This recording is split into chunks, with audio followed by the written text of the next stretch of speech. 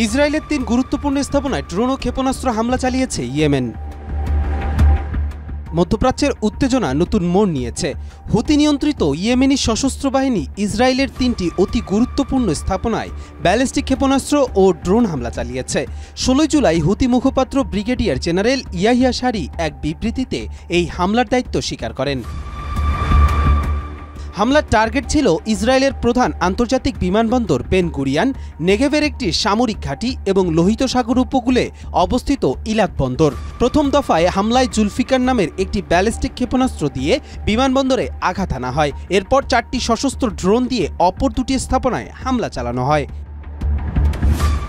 হুতি মুখপাত্র দাবি করেন, হামলায় সুনির্দিষ্টভাবে লক্ষ্যবস্তুতে আঘাত হানায় লক্ষাধিক ইসরায়েলি বসতি স্থাপনকারী আতঙ্কে নিরাপদ আশ্রয়ে যেতে বাধ্য হয়েছেন।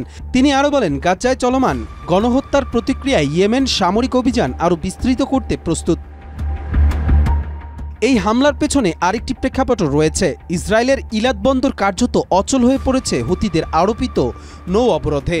ঋণ সংকটে জর্জরিত ইসরায়েলি সরকার ইতোমধ্যেই বন্দরের কার্যক্রম বন্ধের ঘোষণা দিয়েছে। একসময় এই বন্দরই ছিল তাদের সামুদ্রিক বাণিজ্যের মূল কেন্দ্র। মধ্যপ্রাচ্যের চলমান সংঘাতের মধ্যে এই হামলা সামগ্রিক পরিস্থিতিকে আরও জটিল করে তুলেছে।